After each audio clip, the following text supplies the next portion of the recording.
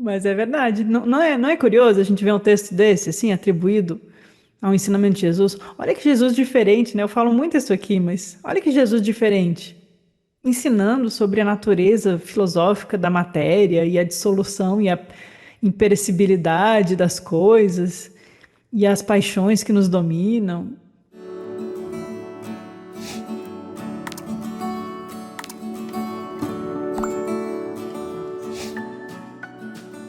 O livro de Tomé, eles são 11, acho que são 11 mini capítulos, não são muito grandes. Dá umas 6, 7 páginas de Word aqui no meu arquivo. E eu trabalhei com ele, eu, o Alberto e a Jane, trabalhamos com ele em 2005, 2006, muito tempo atrás, quando já se pensava em publicar ele. Então, eu e o Alberto traduzimos juntos, a Jane também ajudou na tradução e na revisão, e é o texto que eu vou estar me apoiando e vou estar mostrando nos slides para vocês aqui. Vamos para o Tomé, então. Livro de Tomé, o Questionador. Aqui a gente vai começar a falar do título, mas vai ser no próximo slide. Eu pus questionador, na Wikipédia está o adversário. A igreja colocou Tomé como o cético ou o que duvida, o que é descrente, né, no sentido depreciativo. Ah, ele não acredita. E aí foi uma questão que eu levantei quando a gente começou a estudar o Evangelho de Tomé, né? Será que ele era descrente ou cético, não queria acreditar, ou ele era questionador? Ou ele tinha um senso crítico aguçado? Ou ele sabia que na região do meio haviam seres que se pareciam com coisas que não são e ele queria ter certeza que era o mestre mesmo para não ser enganado? Se a gente pensar em termos espirituais, foi uma atitude muito positiva, se é que essa historinha aconteceu, porque pode ser só uma inserção literária posterior da igreja também. A gente pode trabalhar com as hipóteses apenas, né? Mas dá esse caráter de, olha, alguém que questiona, alguém que pergunta, alguém que duvida, ver para crer, ok, mas será que não é saudável a gente duvidar um pouco? Ainda mais num mundo que fica baixando Tomé e Madalena e todo mundo fala com Jesus. Não seria bom a gente ter certeza que a gente está falando mesmo com Jesus, com Madalena, ou não é uma outra coisa fantasiada? Então, se existe essa dimensão espiritual, essa dimensão astral, na verdade, onde os seres possuem formas voláteis e podem parecer o que não são, a atitude de Tomé seria muito saudável. Seria muito de viveca, de discernimento. Peraí, deixa eu discernir se é um falsário ou é o mestre mesmo. Então, isso também traz um pouco esse sentimento que ficou no título do livro de Tomé como o indagador, o questionador, que é diferente do duvidador. Então, tanto o Evangelho de Tomé quanto agora o livro de Tomé vai ser atribuído a esse grupo gnóstico que se formou com essa possível ida de Tomé e Matias para essa região que a gente chama de Síria, mas é a Síria antiga, que aí pega o reino de Osroene, que não existia a Turquia, não existia o que a gente conhece hoje, né? E aí depois vai surgir o Bardesanes e vai ser onde esse material atribuído a Tomé, Tomé é colocado como um escriba, né? Então provavelmente ele leva material. E aí, lá nessa região onde nasce Bardesanes, lá 150 anos depois, esse material está lá e provavelmente já tem gente preservando, cuidando, e vai surgindo essa literatura que os acadêmicos vão chamar de literatura tomazina, mas é para dizer que é dessa tradição de cristianismo gnóstico siríaco. Siríaco aqui também não tem a ver com o país Síria, mas com a língua aramaica, que eles chamam de siríaco. Então, o que se supõe é que esses textos, tanto o Evangelho de Tomé quanto o livro de Tomé, eles tenham sido de originais escritos em aramaico, siríaco, e aí foi para o grego, aí tem cópias em oxirínquicos do Evangelho de Tomé em grego, e traduzidos para o copta para chegar na biblioteca de Nag Hammadi. Então, esses textos fizeram uma viagem. Isso também é interessante da gente observar. E vai estar representando esse cristianismo gnóstico de Tomé, que é um cristianismo muito asceta. São muito dos ascetas, das práticas de desapego, essas questões que a gente também vê nos monges do deserto, de lutar contra as paixões, né, que os gnósticos vão colocar os arcontes como aqueles que são as paixões nos dominando, né? Mas isso é a questão de práticas ascéticas, de práticas de vida, num ambiente cultural que não era um ambiente de uma igreja dogmática. Era um ambiente onde esses textos de Tomé traziam elementos de discussão filosófica. O próprio Evangelho de Tomé são sentenças soltas, né? São aforismos para a gente pensar e refletir. E depois os textos do Bardesanes. O Bardesanes tem muita relação com os estoicos também, com a astrologia antiga. Então a gente vê um outro teor de cristianismo gnóstico aqui nesses textos. Então é legal a gente ter esse contexto de que é esse tipo de cristianismo gnóstico que a gente está estudando no caso desse texto aqui. E atribui-se a ideia de que Tomé tenha ido à Índia. Ele é considerado o missionário que foi para a Índia. A igreja coloca assim às vezes. Mas a gente tem no próprio hino da Pérola, né, que está lá no livro do Bardesanes, e agora tem a versão infantil, né, o conto da Pérola, a canção da Pérola, na versão infantil, fala justamente de um príncipe que veio do Oriente para as regiões do Egito, para encontrar uma gnosis, né? E aí ele retorna depois para o Oriente, tem toda a questão do recebimento da veste de luz. Então a gente pode pensar nesse contexto de Tomé muito relacionado também a possivelmente tradições orientais. O estilo é mais de um asceto oriental, os aforismos lembram muito aforismos orientais, né? E esse estilo do gnosticismo de Tomé, do gnosticismo siríaco, ficou esse gnosticismo menos egípcio, né? No sentido de não tem muito a ver com aqueles gnósticos setianos, tipo o Apócrifo de João. Não tem Aldabaoth, Sofia, Demiurgo, Arconte, não tem essas coisas.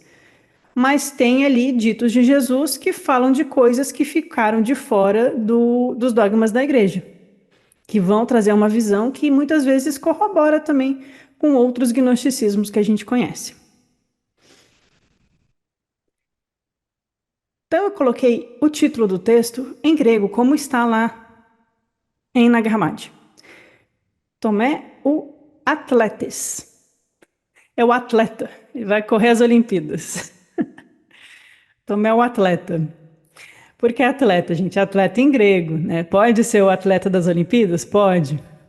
Mas atleta é no sentido daquele que entra em embate, o combatedor, o embatedor, né? E aí o questionador, o indagador, ou aquele que luta contra as paixões do corpo, porque esse vai ser o tom do livro de Tomé. Uma das questões centrais aqui do texto que a gente vai ver é como as paixões dominam a alma e como a gente tem que lutar contra o domínio dessa paixão.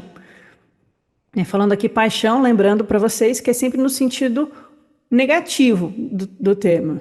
Eu não sei se tem um sentido muito positivo, porque até quando a gente se apaixona, o negócio é meio too much, né? Não é muito amor, é mais um entorpecimento de dopamina e serotonina, a gente fica meio doido. Então, no sentido grego de patos, que dá a palavra patologia, que é doença. Então, paixão aqui significa as doenças da alma, né, que afetam as emoções. Então, aqui é Tomé o que luta contra as paixões e o que é muito questionador ou muito indagador. Esse é o tom do título do texto. Esse título está lá em copta, em grego, tá? Não foi os acadêmicos que atribuíram esse título, que às vezes também é atribuído, só para a gente saber. O texto do livro de Tomé é um estilo de literatura de pergunta e resposta. Então, o Evangelho de Filipe eram parágrafos meio soltos, às vezes meio amarrados, às vezes não. O Evangelho de Tomé são ditos sentenças curtas. O livro de Tomé é uma literatura de diálogos com perguntas e respostas. É bem diferente. E esse diálogo teria ocorrido entre a ressurreição e a ascensão. O que é isso? O que quer dizer? Então, a gente tem vários textos gnósticos que são assim, né, que colocam esses diálogos apócrifos, secretos de Jesus pós-ressurreição. E aí a gente pode pensar nisso pós-morte, inclusive, dele estando apenas num corpo de luz, ou pós-ressurreição em vida antes de ter morrido. Porque a gente já aprendeu com o Evangelho de Filipe e o Tratado da Ressurreição, que a gente ainda não estudou aqui, eu só mencionei, que a ressurreição é um estado espiritual que a gente conquista em vida. Portanto, é possível ser ressurrecto, ter um corpo físico e estar caminhando pela Terra. E poder estar transmitindo ensinamentos mais profundos após ter alcançado essa experiência de iluminação espiritual, ainda vivo. Mas, como esse que se torna ressurrecto, ele não é mais sujeito aos grilhões da morte, aos grilhões de Aldabaoth, tendo um corpo ou não tendo, ele tem a veste de luz, então ele vai e volta quando ele quiser e está onde quiser, porque é uma consciência liberta. Não tem mais arconte obrigando ele a ficar preso nas sombras da caverna, não tem mais isso. Então pode ser pós-morte ou pode ser no período pós-ressurreição, antes da morte. É apenas uma suposição, uma teoria minha que eu estou tentando entender o texto. Vocês também pensem por vocês. Há teorias sobre a origem do texto, teorias acadêmicas, só para vocês saberem. Uma delas considera que é um texto de sabedoria judaico-helenístico não cristão. Quem diz isso é um acadêmico famoso do gnosticismo, chamado Hans Martin Schenck, que foi depois cristianizado. Então, ele diz que esse texto do Tomé não era cristão originalmente, na opinião dele. Era um texto judaico-helenístico, ou seja, daqueles judeus que falavam grego, o que é bem típico ali daquela região da Síria, e um texto de sabedoria. Lembra da literatura sapiencial? Os textos de sabedoria que a gente relaciona muito com a figura de Sofia. E que depois eles teriam acrescentado as figuras de Jesus e Tomé. Isso é uma opinião dele, não quer dizer que seja verdade, só para a gente saber que estão questionando. Tem um outro acadêmico chamado John Turner, que pensa diferente. Ele considera que o livro de Tomé são 2 tratados. Os primeiros 3/5 do livro seria o livro de Tomé mesmo. Seria o Tomé e os seus diálogos com Jesus. E os últimos 2/5 seria uma coleção de discursos de Jesus, do gênero literário ditos, né? Os gêneros ditos, que teria sido anotado por Mateus, e que por isso, no final desse texto, teria a presença das fórmulas clássicas, que a gente vê inclusive no Novo Testamento, como amém eu vos digo, bendito sois, maldito sejas.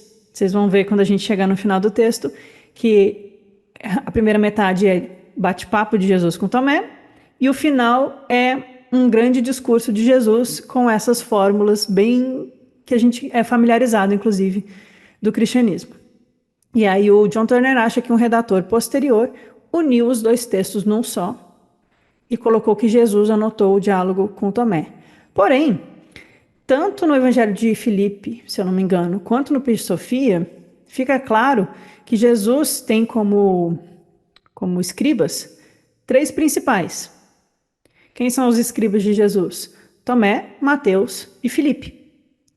Por isso que a gente tem um evangelho de Tomé, um evangelho de Mateus e um evangelho de Filipe.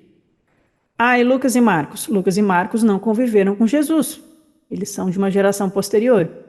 Então, eles estavam redigindo seus evangelhos já baseado em materiais que eles receberam de uma primeira geração.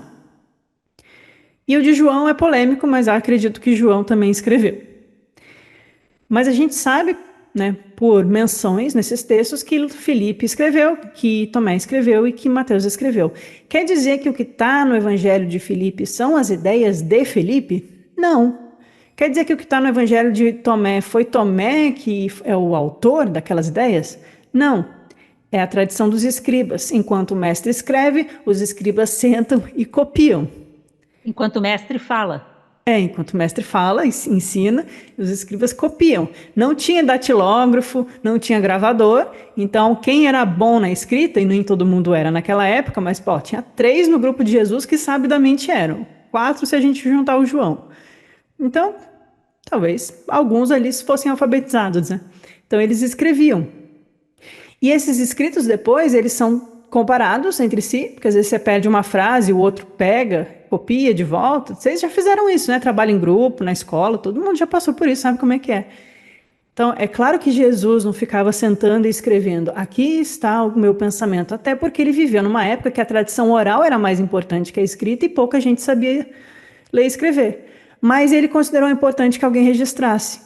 Então, a gente pode considerar que talvez esses materiais originais tenham passado pelo que Jesus de fato ensinou. Depois os escribas arrumam, reeditam, mandam uma carta, mandam uma cópia para Alexandria, o outro manda uma carta para a Turquia com um trecho, e assim esses textos começam a se espalhar. A gente tem que pensar nesses textos como não algo que foi feito daquele jeito e está pronto, mas são organismos vivos que viajaram e participaram das comunidades cristãs e gnósticas que foram se desenvolvendo pós-morte dos discípulos.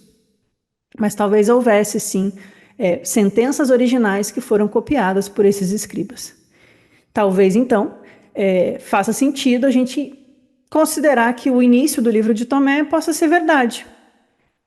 Vocês vão ver logo, logo o início do Evangelho do livro de Tomé. Mas o que ele diz? Que Jesus estava conversando com Tomé e Mateus estava copiando enquanto eles conversavam. Então, Tomé era escriba, mas a conversa era com ele, então ele não estava copiando. Então, o Mateus estava copiando. Vocês conseguem imaginar isso acontecendo na vida real, na prática? Eu consigo. Parece real, parece assim, palpável. Então, pode ser tudo isso. Pode ser dois textos que alguém juntou depois. Pode ser simplesmente um diálogo que o Mateus copiou e aí depois deu uma ajeitada na redação. Mas é isso que a gente tem. E isso foi parar lá na região de Osroene, Edessa, Síria, e ficou por ali, na comunidade que ele foi se fundamentando. Inclusive, o pessoal gosta de falar que a primeira igreja cristã foi Dura Europos, né? Dura Europos também fica lá naquela região, lá perto do leste da Síria, né, perto do Eufrates ali. É bem naquela região onde estavam as primeiras comunidades de Tomé, de Mateus, aquele grupo de cristãos ascetas gnósticos. Então aquilo foi fermentando e foi crescendo, e aquelas comunidades foram preservando esses textos. Por isso, só lá no século II, que a gente já tem várias publicações, mas a publicação não surge do nada, né? Vocês veem até pela gente aqui, na editora Garbalux. A gente estuda esses textos há 30, 40 anos, no caso dos meus pais, eu há uns 20. O que mais? Começou a estudar. Primeiro a gente estuda, depois um grupo se estabelece, depois a gente consegue publicar. Então a gente pensa lá, o Bardesani saiu publicando o Evangelho de Tomé, os Atos de Tomé. Não é que ele inventou naquela época, é porque ele já tinha uma estrutura de um grupo, uma estrutura de uma comunidade cristã gnóstica, já tinha os textos e aí ali possibilitou uma publicação mais ampla de algo que já existia mais intimamente. Ou pelo menos é a leitura que eu faço. A última questão que fica também é que Tomé, no Evangelho de Tomé, ele é chamado de gêmeo. E aí eu não quero me estender muito aqui, mas só para a gente mencionar que existe... Aí tem um pessoal até assim, Bate-Ehrman, acadêmicos, autores de livros. Tomé era o irmão gêmeo de Jesus? Maria teve gêmeos? Pessoal assim, eu acho que não. Porque o Evangelho de Tomé é assim, o Evangelho de Judas, Thomas, Dídimos. Judas é gêmeo em aramaico, Thomas é gêmeo em hebraico e Dídimos é gêmeo em grego. Então é o evangelho do gêmeo, gêmeo, gêmeo. Tá, que história é essa de gêmeo, né? Eu tenho uma resposta? Eu não tenho uma resposta. A gente vê no próprio evangelho de Tomé. Eu tenho uma possibilidade, porque faz sentido pensar isso. Como o Tomé é esse sujeito que parece ser bastante questionador, aparece bastante fazendo diálogos com Jesus, né? Ele e Madalena fazem mais diálogos. A Madalena é demais, mas Tomé pergunta, Tomé questiona, indaga. Então, talvez ele e Simão Mago, porque Simão Mago eu sei que sim, viessem de uma outra tradição e talvez não estivessem acostumados com aquela abordagem que Jesus trazia. Então, talvez ele pudesse ser um gêmeo no sentido de ser de uma tradição gêmea, de uma tradição que o acompanhava, mas... É uma possibilidade, porque essa história dele ir para a Índia, ou dele ser mais oriental, e também não aparece com família mencionado na Bíblia, né? A gente tem lá Marta, Maria de Betânia, a gente tem André e Pedro, que andam sempre juntos e tal, mas o Tomé é um personagem largado. Tem regiões de onde cada um deles é muito comum Da ter Galiléia, da diferenças. Samaria. O Tomé não, o Tomé a gente não sabe, não se diz nada sobre ele. Só essa especulação de que ele teria ido à Índia. E aí, no meio do Evangelho de Tomé, tem uma passagem, não sei se vocês vão lembrar, que Jesus fala assim para os discípulos: dizem-me, o que eles dizem que eu sou? E aí o Pedro fala: tu és um anjo do Senhor. Aí o outro fala: não, você é o Messias que há de vir. Cada um fica tentando chutar para ver se o mestre se agrada da resposta. E aí o Tomé chama ele de mestre. E aí Jesus fala: não, eu não sou teu mestre. Vocês já pararam para pensar nessa passagem? Está lá no nosso estudo do Evangelho de Tomé. Jesus fala: eu não sou o teu mestre. E aí, a continuação da passagem é: tcharanã, Jesus chama Tomé para um canto e vai conversar privadamente com ele. E quando ele volta, os discípulos perguntam: conta, o que ele disse? O que o mestre disse para você? E Tomé diz: se eu contar para vocês, vocês vão tacar pedra em mim. Então, será que pessoas de tradições diferentes podem ser irmãos, gêmeos, no sentido de cada um estar sustentando uma tradição e estar trocando, tipo eu e o Bruno, assim, claro, muito simplificadamente. O Bruno dá aula ótima de budismo mahayana, eu aprendo com ele. Quando ele quer gnosticismo, ele aprende comigo. Não estou dizendo que Tomé é mesmo o nível de Jesus, não estou. Mas talvez esse gêmeo também possa ser a referência a alguém que está trazendo outra tradição irmã, que não veio dessa origem judaica, que não é um seguidor judeu de Jesus. O que vocês acham? Enfim, eu não tenho a resposta. Eu não acho que ele era filho de Maria. Eu não acho que Maria engravidou secretamente de gêmeos, como alguns especulam por aí. E como o nome dele é simplesmente uma tradução para gêmeo, a gente também não sabe qual é o nome real de Tomé. Já pararam para pensar que Tomé talvez não seja um nome? Então, é isso. Só para terminar esse. Aqui é a hipótese dos dois textos, de Mateus e de Tomé, que se foram juntados num só, no livro de Tomé. Essa hipótese cabe, diz o John Turner, que é um importantíssimo acadêmico do gnosticismo, essa hipótese cabe no desenvolvimento dos chamados ditos de Jesus, que é o que a gente estava falando aqui sobre os escribas. Tem os ditos originais, tem os que são relativamente não alterados, aí eles são expandidos, aí eles são interpretados dentro de uma comunidade, aí eles são enfeitados e aí eles são republicados, né? Mas essa toda é a literatura dos ditos de Jesus, que vem, às vezes, de escribas originais. Diz o John Turner, isso se relaciona à teoria do Evangelho que, a fonte que deu origem aos sinóticos e ao Evangelho de Tomé, como sentenças soltas anotadas de ditos que depois se transformaram em evangelhos, como a gente conhece, né? Mas que seria uma base mais crua do que Jesus ensinou. E se encaixa também no estilo do Evangelho de Tomé, como sentenças soltas. Né? Porque essa coisa de sentar para escrever e contar uma história, isso é para quem está sentado sozinho lá, à luz de velas, com a tinta nanquim lá pingando. E aí vai escrever que no dia tal, do ano tal, alguém estava andando no burrinho, entrou em Jerusalém, falou com fulano.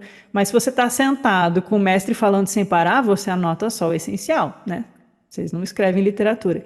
Então, a suposição, o entendimento que a gente tem é que esses evangelhos construídos, inclusive os sinóticos, eles são mais posteriores e que quanto mais cru o material, mais original ele parece. Claro que nem tudo que parece cru é um material original, a gente tem que ter olhos para ver, né? Mas isso se encaixa depois numa moldura literária cristã.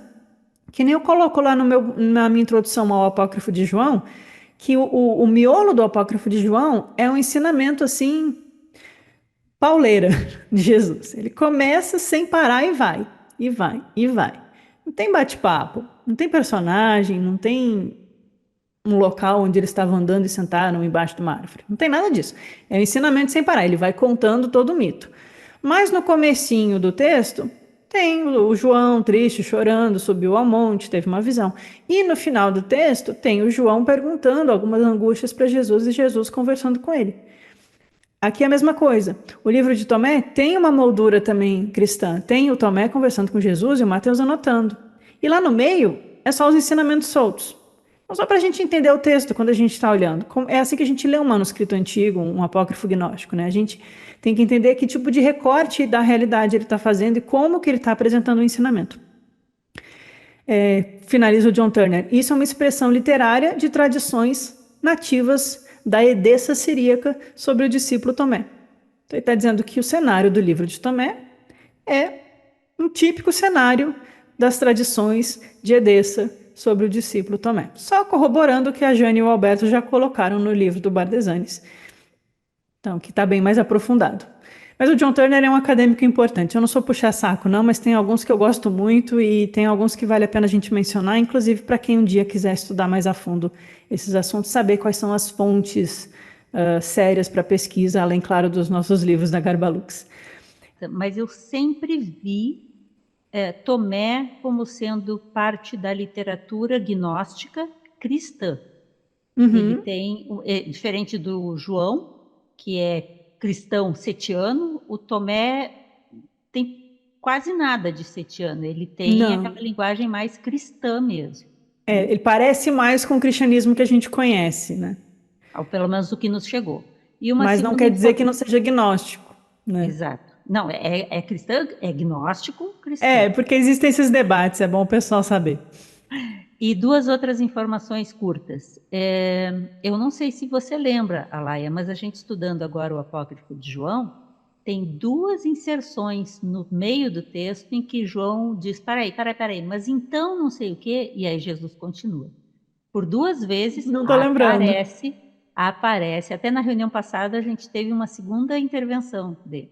Ele Que aparece, legal. faz uma pergunta, e aí na primeira até Jesus dá uma risada e disse, eu sei que não entendeu ainda, vamos lá.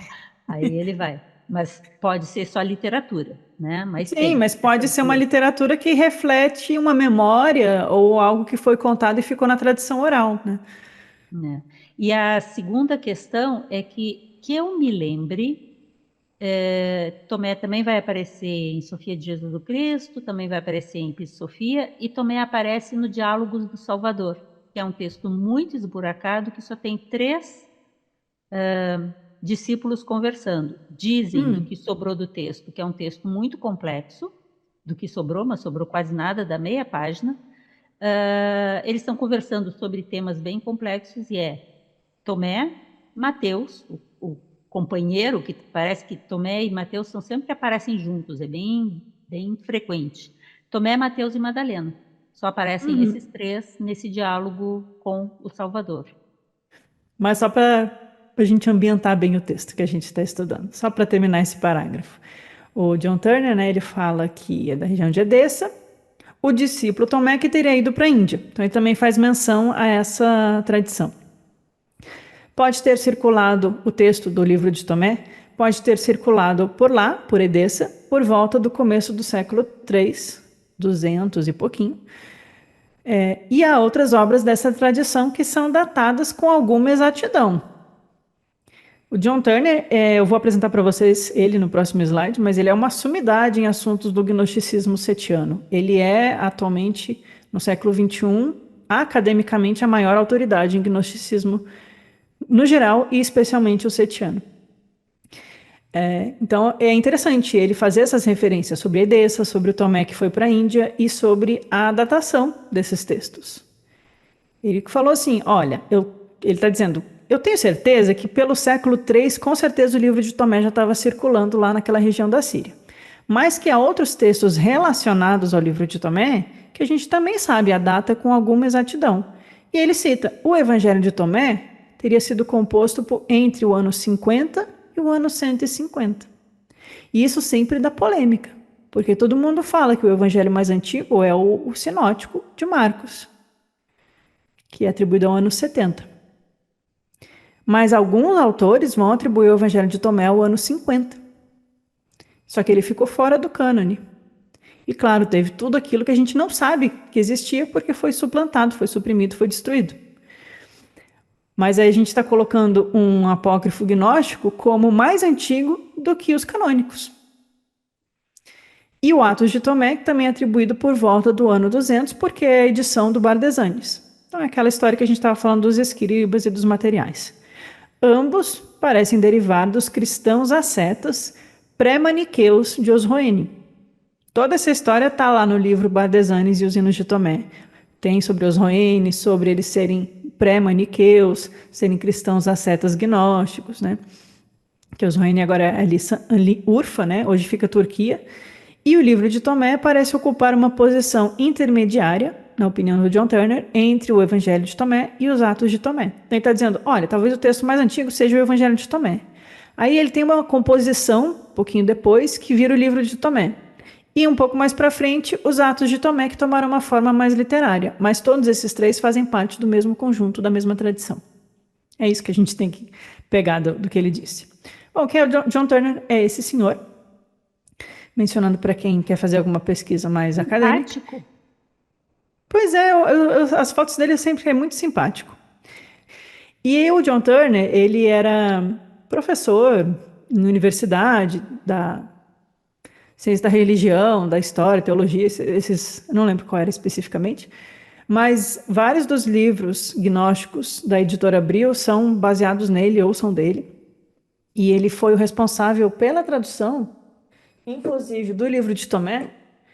Eu estou aqui ó, com a edição da Madras, que é bem ruim, que está traduzida para o português, e está baseado na tradução em inglês do John Turner. Então, ele é o tradutor do livro de Tomé por excelência, porque ele escreveu uma dissertação de doutorado sobre o livro de Tomé.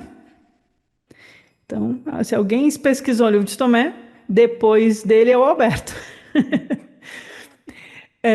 E aí, como ele produziu muito material, tem esses livros muito bons, inclusive aqui da editora Abril, que o pessoal faz isso aqui, ó. Ensaios em honra a John Turner. Porque ele morreu e os ex-orientandos e alunos dele, que continuaram trabalhando com gnosticismo, continuam publicando e aí fazem uma homenagem a ele. Né? Outros nomes de fontes acadêmicas importantes para quem está estudando gnósticos esses aqui, o Kevin Corrigan, o Thomas Rasimus, o Dylan Burns, o Zeke Mazur, né? Eles têm vários livros muito bons e aprofundados e assim, bem fundamentados para a gente estudar a tradição gnóstica. A gente não está... E a Laia conhece pessoalmente o Dylan e o Zeke. Mas só conheci um pouquinho. Então, a gente tem material bom, de qualidade, inclusive acadêmico. Só que no Brasil, acadêmico não tem. Mas tem a nossa editora que está trazendo esses materiais para o português, com a base acadêmica, mas com a inspiração da alma também. Então, só para vocês saberem, esse livro aqui ele é muito bom, Gnosticismo, Platonismo e o Mundo da Antiguidade Tardia.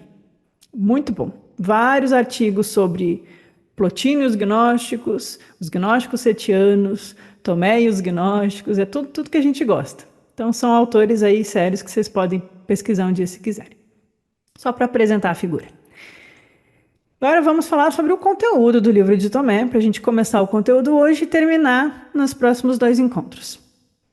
Antes de começar o primeiro parágrafo do livro de Tomé, vamos só fazer uma revisão dos temas centrais que vão aparecer. Então, é o 7º e último tratado do 2º Códice, é um diálogo entre Jesus e Tomé anotado por Mateus, aparece como ensinamentos secretos, privados, está escrito isso no texto, são os ensinamentos privados que eu, Mateus, anotei enquanto eles conversavam. É um texto que enfatiza a importância do autoconhecimento como o conhecimento das profundezas do todo ao mesmo tempo. Vocês vão achar muito bonita a passagem, mas Jesus fala, tem que conhecer a si mesmo, e aquele que conhece a si mesmo conhece o todo. Isso está no livro de Tomé. Lá no Evangelho de Tomé o reino de Deus está em vós em todas as coisas, e aquele que não conhece a si mesmo não conhece nada. Parece que está falando a mesma coisa, são só as frases que ficaram um pouco diferentes. Então está condizente, tanto o Evangelho quanto o livro têm o mesmo estilo de ensinamento. O livro de Tomé vai distinguir entre conhecimento das coisas visíveis e invisíveis. Isso é muito legal, tem uns diálogos assim, que parece sim filosofia grega mesmo, assim, uma coisa meio...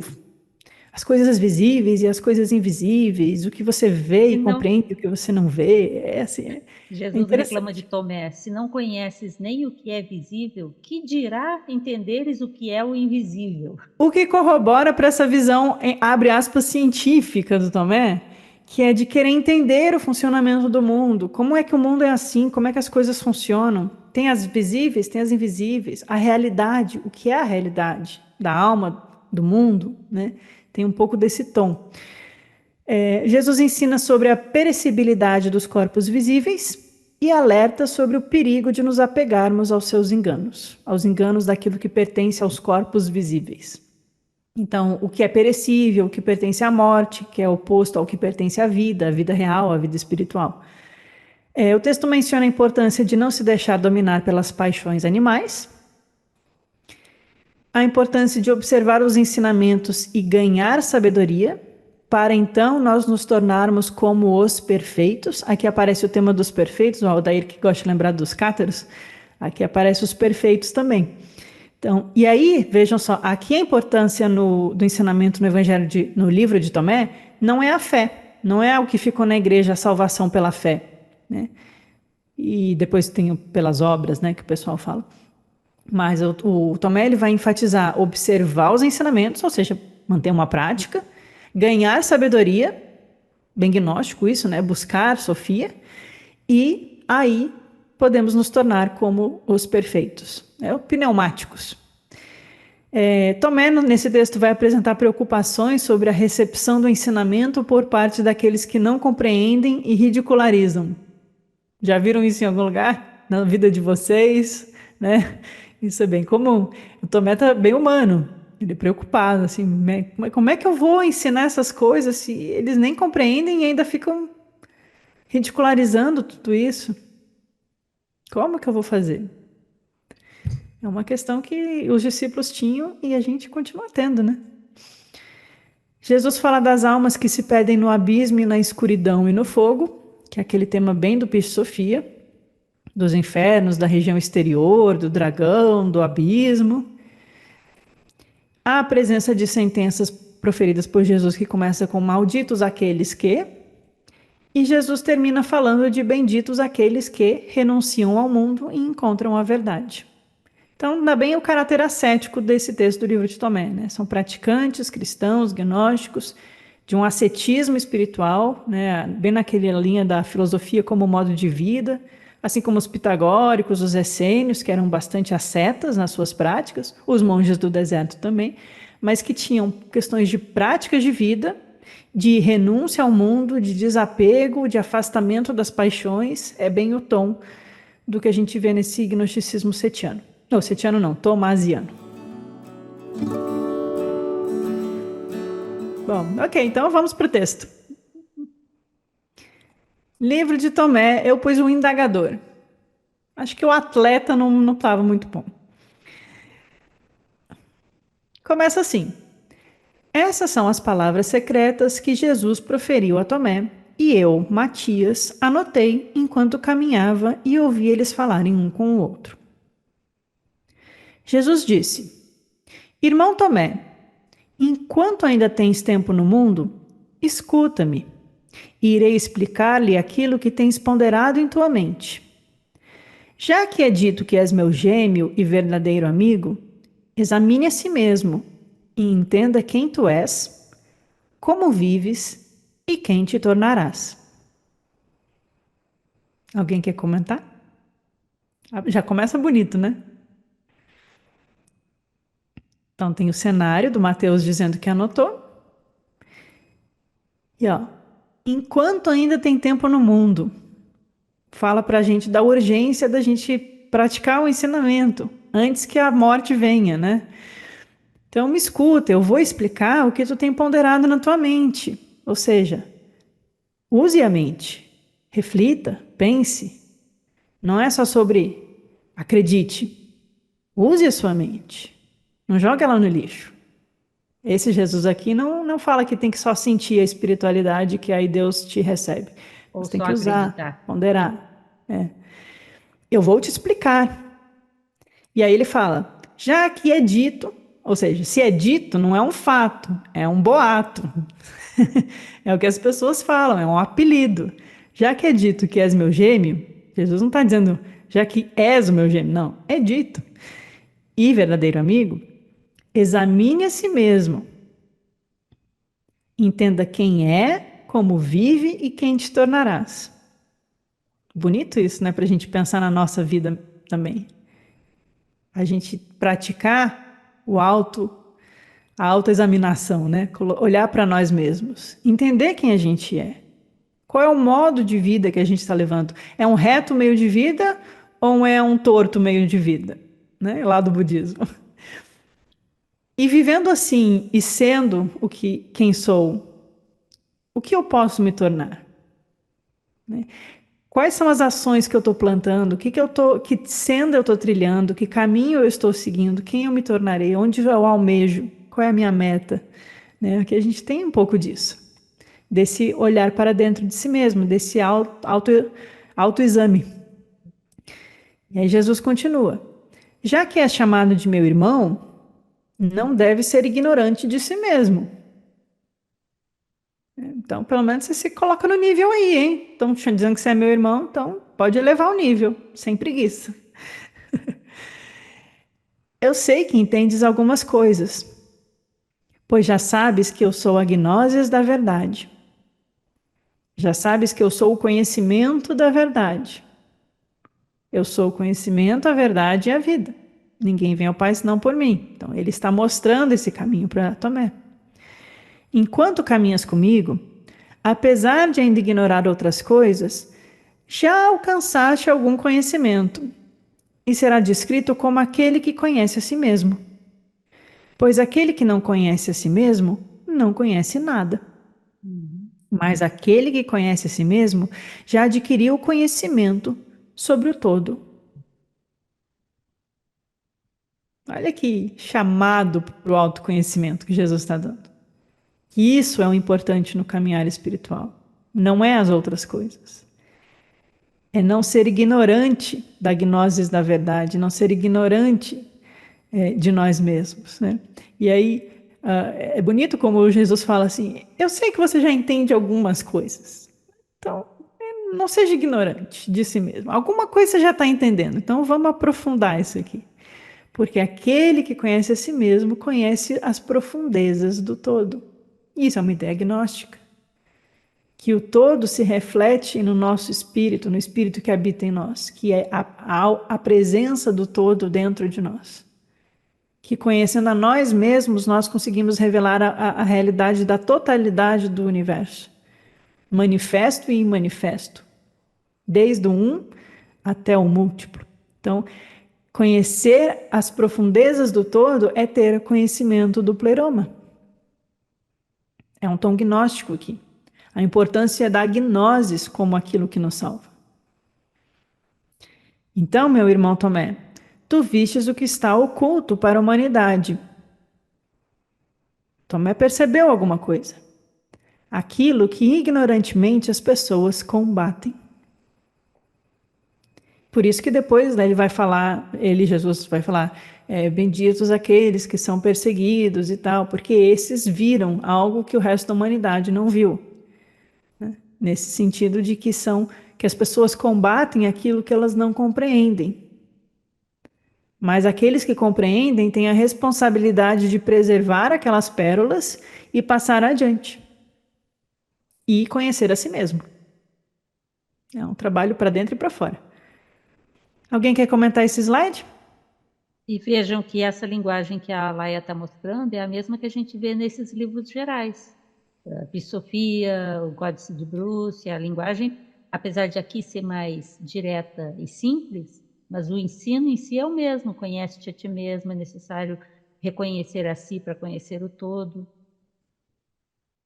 É igual o Pedro falou aqui, é muito semelhante ao Vedanta. A autoinvestigação, o Atma Vichara. Perceber que eu sou Atman, eu sou Brahman, Om Tat Sat, eu sou o ser sou eu. Aquele que conhece a si, conhece o todo. A realidade absoluta e a realidade relativa. É o ensinamento da Vedanta. As coisas visíveis e as coisas invisíveis. A gente consegue fazer paralelos com o Oriente aqui também. Vamos para a próxima. São só mais duas. Aqui, ó, São Tomé da Índia. Eu achei bonitinha essa imagem. Tomé da Índia. Tomé disse a Jesus. Aqui já é o capítulo 2. Eu falei que são 11, né? Tomé disse a Jesus: por essa razão eu lhe imploro que me diga o que perguntei-lhe antes da sua sanção, quando eu ouvi de ti sobre as coisas que são ocultas. Então eu poderei falar sobre elas. Está claro para mim que a verdade é algo difícil de demonstrar às pessoas. Ele estava angustiado em como ele ia conseguir ensinar essas coisas que ele ainda estava tentando compreender. Jesus lhe respondeu: se as coisas que são visíveis para ti ainda te são obscuras, como podes compreender o que não pode ser visto? Se a verdade sobre as coisas que são visíveis no mundo é difícil de se explicar, então como você irá demonstrar o que pertence às elevadas alturas e ao pleroma, as quais são invisíveis? E como podereis ser chamados de trabalhadores se ainda são aprendizes e não receberam a elevada perfeição? E as coisas visíveis do mundo, às vezes, são até as coisas mais básicas ou simples das leis. Leis espirituais, eu não gosto de usar essa expressão, mas foi o que me veio. Mas das leis naturais também. Uhum. Compreender o mundo, os mecanismos do mundo. Hoje a gente estava aqui no café com a minha família falando da velocidade da luz e como as ondas batem e reverberam, as ondas de rádio e tal. São Isso é coisas do visíveis. invisível, Alaia. Não, Hã? isso é do invisível para Isso é nós. do visível. A luz, o som, as ondas, as forças químicas, dinâmicas e tal, isso tudo é mundo visível. Tá, Jesus não está mandando Tomé estudar física, nem, sei lá, as leis romanas, já que os romanos estavam dominando lá a Judéia e a Palestina. Mas ele está falando, olha, tem as coisas mais básicas ainda, as coisas do mundo manifesto. As coisas visíveis aqui é as coisas do mundo sensível, o mundo criado, o mundo do demiurgo. Que desde a matéria nossa, matéria dura, o nosso corpo, as coisas que existem, a natureza externa, até as coisas mais sutis. Anjos, daimones, entidades, forças elementais, tudo isso é visível na perspectiva gnóstica. O que é invisível é o que está além do demiurgo, o que pertence às alturas do pleroma. Por isso que ele colocou aqui. Se essas coisas visíveis ainda é difícil de explicar no mundo, como que a gente vai demonstrar aquilo que pertence às elevadas alturas e ao pleroma? A diferença aqui entre o visível e o invisível é pleroma e mundo sensível. É mundo da luz e cosmos manifesto. Aquela divisão platônica que eu sempre faço com vocês. E como que a gente vai ser chamado de trabalhador se a gente ainda está sendo aprendiz e ainda não recebeu as perfeições? E qual que é a elevada perfeição? Várias perguntas. Tomé respondeu a Jesus: Nos fale sobre essas coisas, as quais disseste que não podem ser vistas e estão ocultas a nós. Jesus disse: Todos os corpos de humanos e animais são irracionais desde o nascimento. De fato, isso está claro pelo modo que uma criatura. Buraco no texto. Entretanto, os seres que são do alto não vivem como as criaturas que vês, mas elas derivam sua vida de sua própria raiz, e é seus frutos aquilo que os nutre. Por outro lado, os corpos que pode ver são alimentados por criaturas como eles, e por essa razão estão sujeitos à mudança. No entanto, o que é sujeito à mudança perecerá e se perderá, e não tem mais esperança de vida, porque esse corpo é o corpo de um animal. Assim como os corpos dos animais morrem, também irão esses corpos morrer. Não são eles resultado de uma copulação, como os corpos dos animais? Esse Jesus aqui é bem diferente da Bíblia, né? Se esse tipo de corpo também é resultado de uma copulação, como pode ele dar nascimento a algo diferente dos animais? Então, por essa razão, sois crianças, até que alcancem a perfeição. Vocês estão na pré-escola espiritual, gente. Vamos lá. São crianças. Vocês percebem o tom? É difícil para mim não falar um tom oriental aqui, porque me lembra muitos textos orientais. Mas pode ser gregos também, pode ser outros tons. Mas ele está falando do ser humano, ele está falando: olha, você está se achando aí, você não Tomé, mas o ser humano aí se acha aí a última bolacha do pacote, porque é humano, porque Deus criou o homem no barro e deu o sopro da vida, não sei o quê. Você é tão animal quanto qualquer animal. Jesus está falando lá 2000 anos atrás que nós somos animais. Somos resultado de uma copulação e nos alimentamos de outras criaturas, como qualquer animal. Essa é aquela dicotomia que a gente viu no Evangelho de Filipe, entre aquilo que é gerado e aquilo que é criado. Eu não espero que vocês lembrem de todos esses estudos, mas é só para a gente ir fazendo a menção, uma hora conecta alguma coisa. Lá no Evangelho de Filipe, a gente passou por algumas passagens que estava sendo explicado que aquilo que vem do mundo da luz, ou do pleroma, é gerado. Ou seja, é gerado como forças que emanam, forças que geram outras forças, que se derramam. O que é criado tem um criador e uma criatura.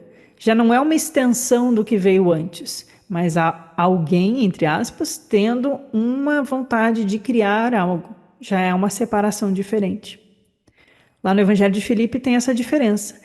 E aí, quando Jesus está no Evangelho de Filipe falando sobre o que é gerado e o que é criado, ele fala que aqueles que são criados participam da transitoriedade do mundo e vão morrer, porque são criaturas.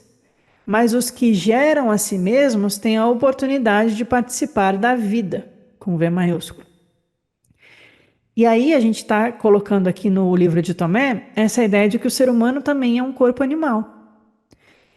E até alcançar a perfeição, nós ainda não adentramos o pleroma. Mas a gente está buscando esse caminho.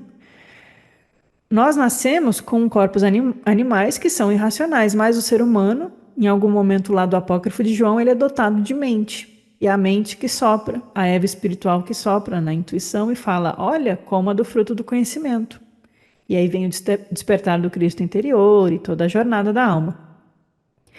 Mas aqui no livro de Tomé, Jesus está fazendo aquela contraposição entre o que é perecível e pertence ao mundo da morte e o que é eterno, luminoso e vivo e pertence ao mundo do pleroma. É de novo aquela comparação entre os mortos e os vivos, os que despertaram e os que estão dormindo, os que vão perecer e os que vão despertar, os que vão viver.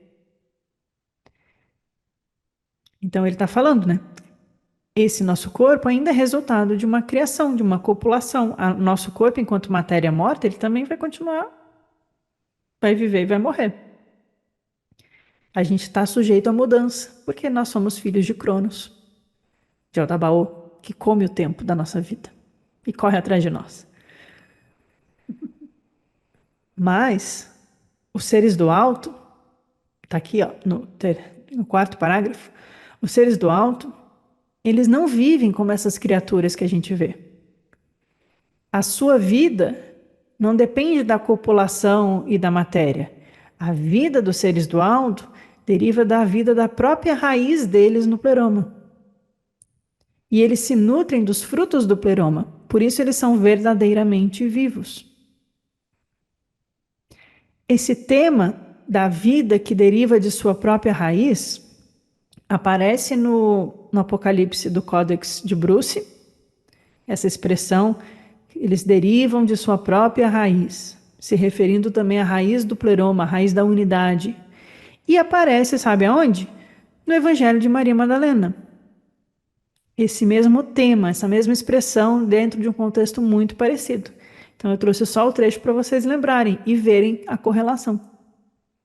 É no primeiro parágrafo do Evangelho de Maria Madalena, na verdade, as primeiras 6 páginas estão perdidas, então é o primeiro parágrafo que a gente tem acesso, que Jesus está conversando sobre a destruição da matéria ou não. Olha qual é o tema do livro de Tomé. Tudo que é da matéria é sujeito à mudança e vai perecer e ser destruído e vai morrer. Ele está falando da destruição dos corpos materiais.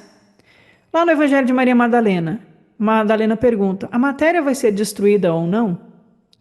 Não parece que eles estão no mesmo grupinho falando das mesmas coisas? Olha a resposta de Jesus para Madalena. Toda a matéria, tudo que foi formado, todas as criaturas existem umas nas outras e em relação com as outras. Eles se alimentam de si mesmos e são produtos de uma cópula, disse o livro de Tomé. Para Madalena existem umas nas outras em relação umas com as outras. Elas se dissolverão novamente à sua própria raiz. Pois a natureza da matéria se dissolve naquilo que pertence à sua própria natureza. Então, a matéria se dissolve na raiz da própria matéria. Ela volta a ser matéria. Ela se transforma, ela morre e ela continua sendo matéria. Aqueles que pertencem ao alto, as criaturas do alto, elas derivam da raiz espiritual. E aí elas não se dissolvem, elas são vivas.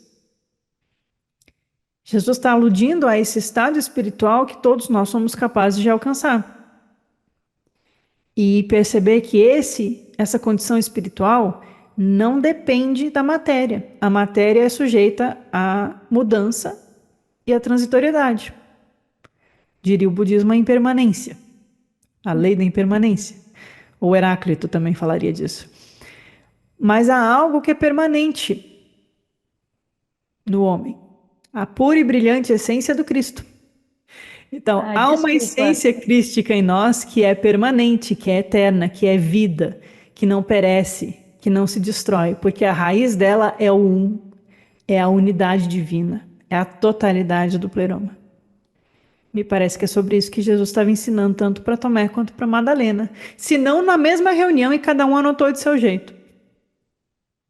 Conseguem ver a relação? Ou vocês acham que eu estou forçando? Pode achar também, não fico chateada não.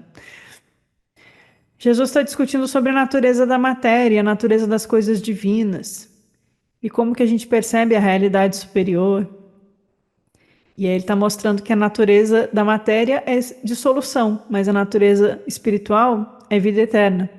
Agora eu estou falando, não está na Maria Madalena.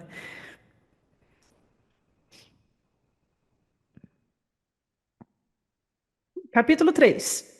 Tomé falou: Mestre, é por isso que eu lhe digo que as pessoas que falam sobre o invisível e o que é difícil de explicar são como arqueiros que atiram flechas em um alvo durante a noite. É claro que eles lançam as suas flechas, como os outros arqueiros, desde que eles estão focando em um alvo. Mas, nesse caso, o alvo não pode ser visto. No entanto, quando a luz aparece e expulsa a escuridão, então o que cada pessoa faz se tornará claro. O que cada pessoa fez, né? Fez. Primeiro, bonita a imagem, né? São como arqueiros que atiram flechas num alvo na escuridão. Me lembro que no livro do Bardesanes tem um capítulo que o Alberto fala de quem foi Bardesanes, né? Tem vários, na verdade. E Bardesanes, ele era da nobreza daquela época, da corte siríaca, osroene daquela época, de Edessa. Então ele era de família abastada, ele foi educado desde pequeno e ele aprendeu modos da corte. E dentro daquela cultura, atirar com arco e flecha era parte daquela cultura. Então essa menção aqui não parece ser à toa jogada no texto, está refletindo a cultura de onde esse texto foi mantido, redigido ou publicado, né? Então o Bardesani chegou a competir em brincadeiras de tiro ao alvo, né, para o rei, assim, aquela coisa meio medieval, só que na versão Oriente Médio.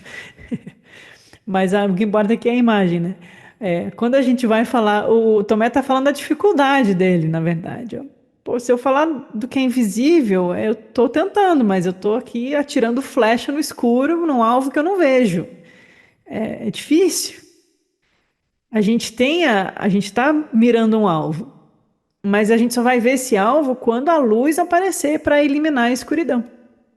Expulsar a escuridão, né? A escuridão se torna não real. Ela simplesmente se dissipa. Então a gente mira na escuridão, mas a gente precisa da luz para enxergar o nosso alvo. Ou a gente pode interpretar de outras formas. O que vocês acham dessa passagem?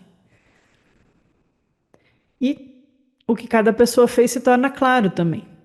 E aí é o karma. As ações de cada um.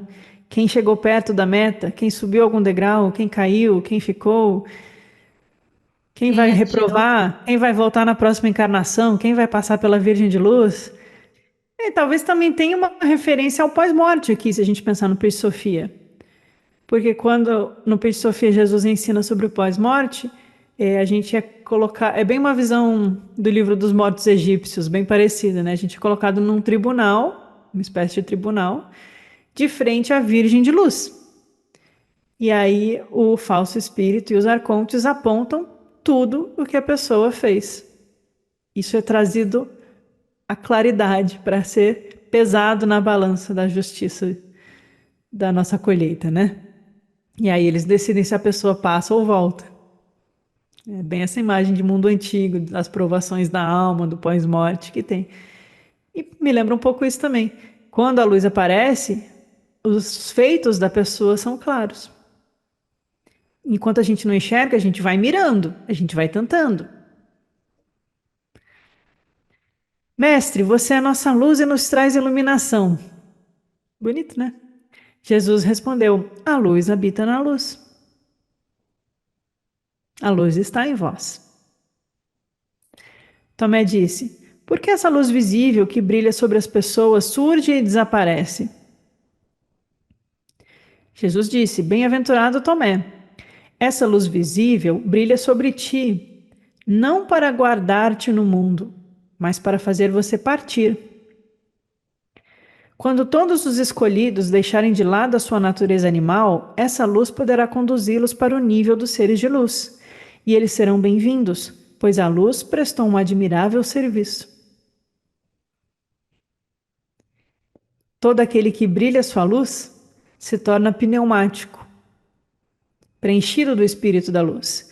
Os pneumáticos são aqueles que sobem para o nível dos seres de luz e são salvos. Essa é a salvação na visão gnóstica. É aquele que desperta a sua luz, que brilha a sua luz. E essa luz não é para a gente brilhar no mundo, debaixo dos holofotes do mundo, mas para fazer a gente ter a capacidade de partir do mundo consciente, vivo, desperto. O mundo não ser mais a prisão. Então, e como a gente deixa de ser aprisionado no mundo? Deixando de lado a natureza animal, deixando de lado aquilo que pertence somente ao mundo dos sentidos, da materialidade, dos desejos, das paixões, e que os gnósticos vão associar aos arcontes. A prática dos monges do deserto, lá do Evagrio Pôntico, do Santo Antão, também era lutar contra as paixões, através da prática das virtudes e do silêncio que busca a luz interior. Os estoicos também vão falar sobre a importância de lidar bem com as paixões para encontrar a eudaimonia, a verdadeira felicidade. São temas que se repetem naquela região, naquele mundo antigo. E é bem filosófico, né? Não parece um texto assim, texto de igreja para o pastor ficar gritando no microfone. Parece um texto filosófico para a gente ouvir, meditar e falar, poxa, legal, me inspirou isso aqui. Jesus continuou e afirmou: ó impenetrável amor da luz.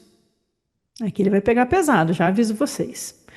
Ó impenetrável amor da luz, ó fogo ardente que queima nos corpos humanos, em suas medulas, queimando neles dia e noite, queimando os membros dos homens, embriagando suas mentes, degenerando suas almas, estimulando homens e mulheres dia e noite, os excitando secreta e visivelmente. Portanto, os homens são excitados e eles excitam as mulheres e as mulheres os excitam.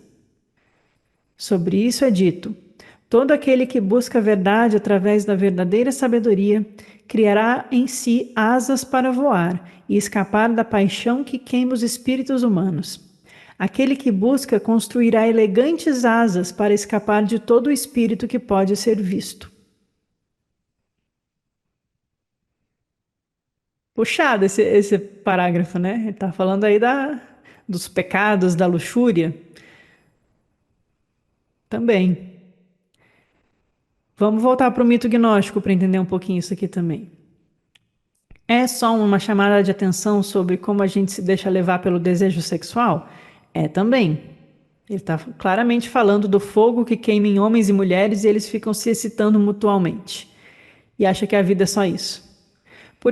Qual o problema aqui? Bom, a gente está falando de um ambiente de gnosticismo cristão de Tomé, que é um ambiente de ascetas, de prática de ascese espiritual, ou seja, eles são mais tipo essênios, pitagóricos, monges, eles são mais celibatários, eles são mais do jejum do mundo, do desapego do mundo, da renúncia ao mundo, né, nesse sentido que ficou religioso, mas a gente pode levar isso para um sentido espiritual profundo, se não for uma prática forçada, claro, a gente fazer isso com consciência.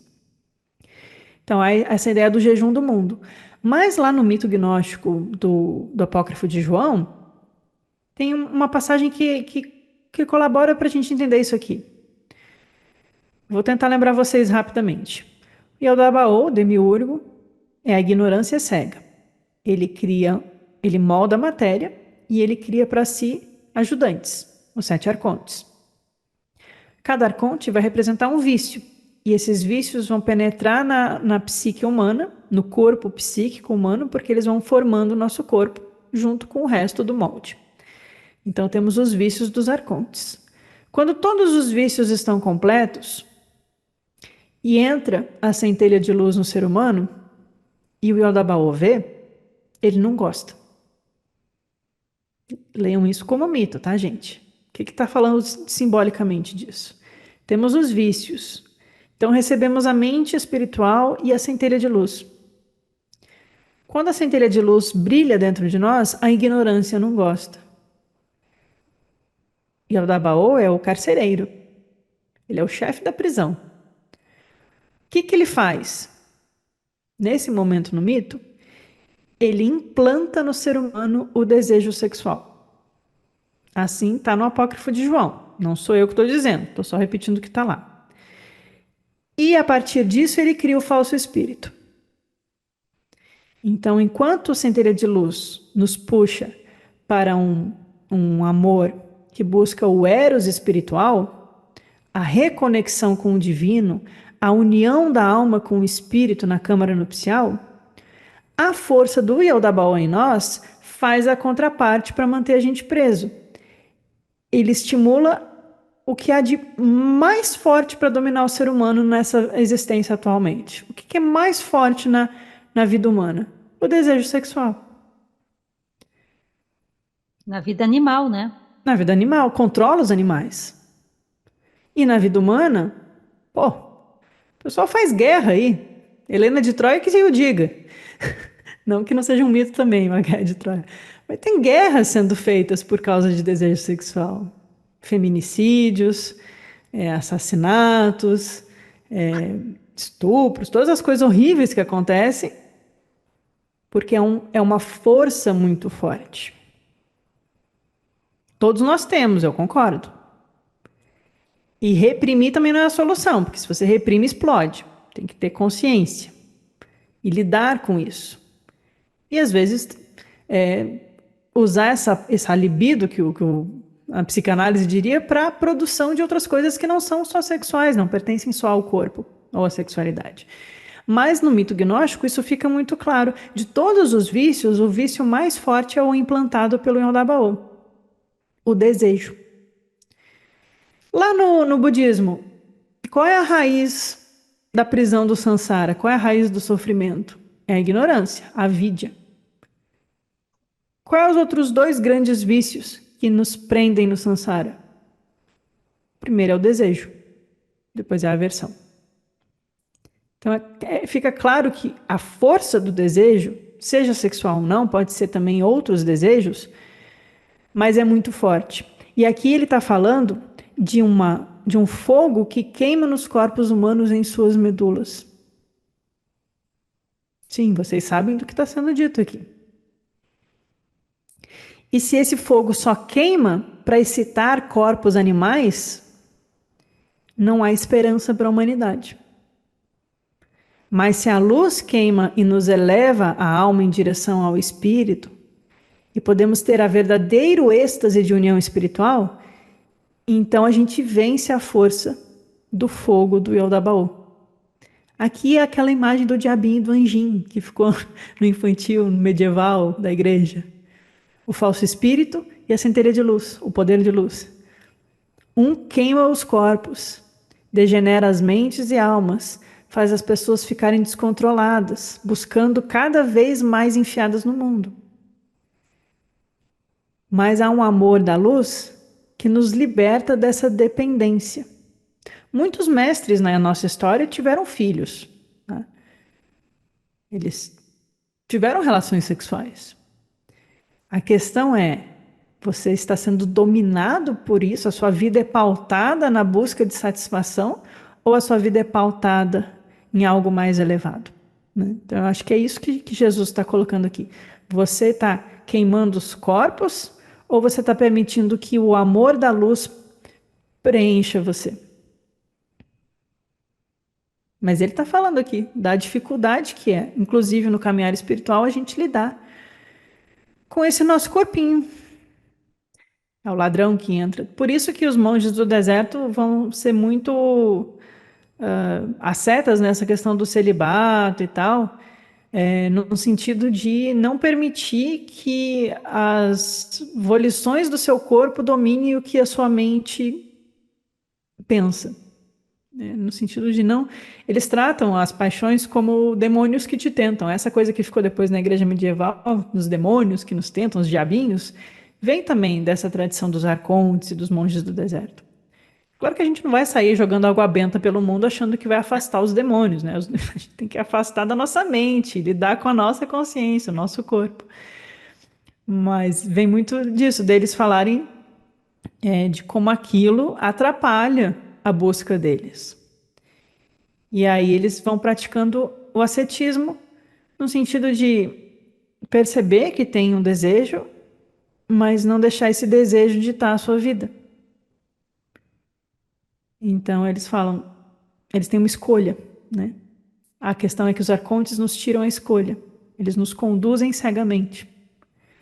Se a gente tem consciência, a gente tem escolha. E isso é diferente. E aí Jesus termina, né? Todo aquele que busca a verdade através da sabedoria, cria para si asas para voar e escapar da paixão que queima os espíritos humanos. Essa paixão que queima os espíritos humanos é o poder implantado pelo demiurgo nos mitos gnósticos, que é associado ao falso espírito em Pisofia, que é aquele diabinho que atrapalha o nosso caminho mesmo. Mas qual é a solução? Criar para si asas para voar.